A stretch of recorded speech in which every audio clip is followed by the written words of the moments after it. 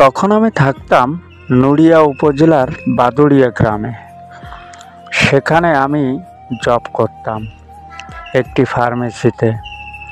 আমার সাথে আরও একটি ছেলে থাকতো, নাম তার ভূদেব। যদিও আমি একজন মুসলমান, সে ছিল হিন্দু ঘরের একমাত্র পুত্র সন্তান। তবুও আমাদের সাথে সম্পর্ক ছিল বেশ।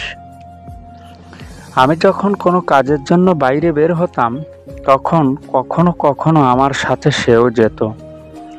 আবার কখনো সে ঘরের কাজ সামলাতো, অর্থাৎ রান্নাবান্নার কাজ।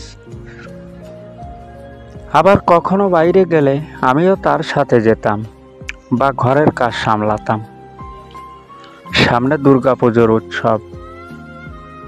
এবার আর ভূদেবেরও ছুটি নেই, আমারও ছুটি নেই, কারণ ফার্মেসিতে বেচা কেনার ভীষণ চাপ। তাই ফার্মেসির মালিক বলেছেন এবার আর বাসায় যাওয়া যাবে না। তাই এবার থেকে পড়তে হলো ফার্মেসিতে।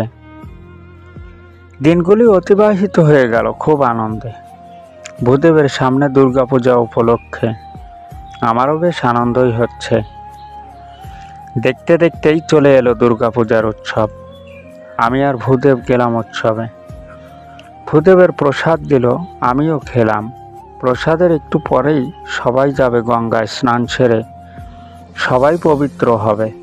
ভূদেব আমাকে বলল, চল তুইও গঙ্গায় স্নান করবি। আমি বললাম, না, তুই স্নান কর, আমি তোর জন্য অপেক্ষায় থাকব। ভূদেব নেমে গেল, আমি গঙ্গার পাড়ে দাঁড়িয়ে থাকলাম। ভূদেব নদীর জলে ডুব দিল, সবাই উঠল। অনেকক্ষণ হয়ে গেল, ভূদেব আর ওঠে না। আমি অনেকক্ষণ বসে থেকে দেখলাম ভূদেব আর ওঠেই না। আমি আশ্চর্য হলাম এবং চিৎকার করে সবাইকে বললাম, সবাই তো আর ভূদেবকে চেনে না, এলাকায় নতুন। তাই আমি বললাম সবাইকে উদ্দেশ্য করে, এই যে শুনছেন, আমার সাথে যে এসেছিল সে ছেলেটি পানির থেকে এখনো ওঠেনি, একটু খুঁজে দেখেন না প্লিজ। আমার কথা শুনে সবার খোঁজাখুঁজির একটা ঢল পড়ে গেল। আমি আর দেরি না করে নেমে গেলাম পানিতে। অনেক খোঁজাখুঁজির পরও তাকে আর পেলাম না।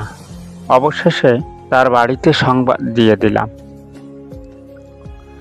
তার বাড়িতে তেমন কেউ ছিল না, শুধু তার মা বাবা ছাড়া। তারা সন্তানের বিপদের কথা শুনে সেদিনই ছুটে এলো বাদুড়িয়া গঙ্গার তীরে।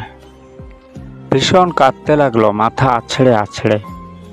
মায়ের আর্তনাদ আমার কলিজায় দাগ দিল। আমারও নয়ন থেকে অশ্রু আসলো। পাড়ার লোকেরা ডুবুরিদের খবর দিল। তারা বলল, মা বাবাও এসেছে, জীবিত ছেলেকে তো নিতে পারলো না, অন্তত মৃত ছেলেকে নিয়ে যাক। 3 জন ডুবুরি আসলো। দুপুর থেকে সন্ধ্যা একযোগেই খুঁজতে থাকলো, কিন্তু তার তো কোনো হদিশই নেই। ব্যর্থ হয়েই সবাই ফিরে যাওয়ার চিন্তা করলো।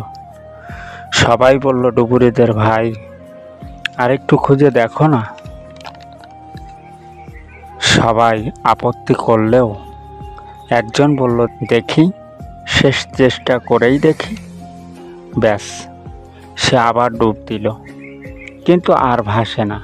আমরা অনেকক্ষণ অপেক্ষা করলাম, কিন্তু সেও আর ফেরে না। হঠাৎ 1 ঘন্টা পর ফিরে আসলো, কিন্তু যা দেখলাম, দেখে নিজেও ভয় পেয়ে গেলাম। তার চোখ দুটি বড় বড় হয়ে আছে, আতঙ্কে হাঁফাচ্ছে আর বলছে, একটু পানি দাও, একটু পানি। তার জন্য আমি তাড়াহুড়া করে 1 গ্লাস পানি এনে দিলাম। পানিটা খেয়ে একটু শান্ত হয়ে বলল, ভূদেবের মায়ের দিকে তাকিয়ে, তোমার ছেলে মরেনি গো, তোমার ছেলে মরেনি। সে জীবিত আছে, কিন্তু ভালো নেই।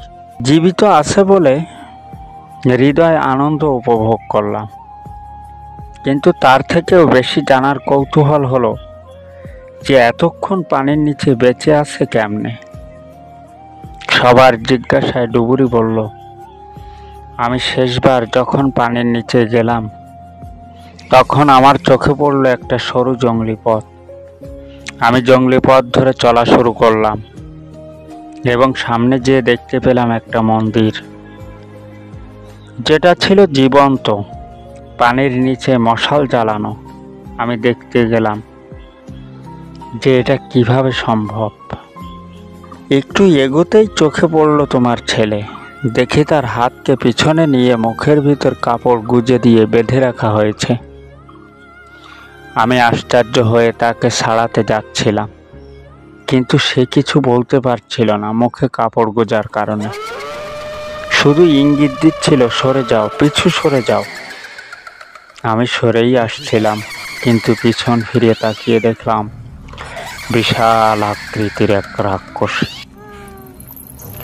বিশাল তার দেহ, ভয়ঙ্কর তার চাহনি।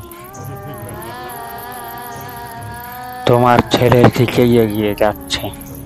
আমি পালালাম। জানি না তোমার ছেলের কি অবস্থা। ডুবুরি বলতে বলতেই ভূদেবের লাশ আমাদের চোখের সামনেই ভেসে উঠল। আমরা লাশ উঠালাম। দেখলাম কোথাও কোনো আঘাতের চিহ্ন নেই। তাকে শ্মশানে সৎকার করলাম। সেই থেকে গঙ্গায় গোসল বন্ধ হয়ে গেল, আর কেউ ওই ঘাটে নামে না। আর ঘটনাটি রহস্যই থেকে গেল, আজও উদ্ঘাটন করা সম্ভব হয়নি।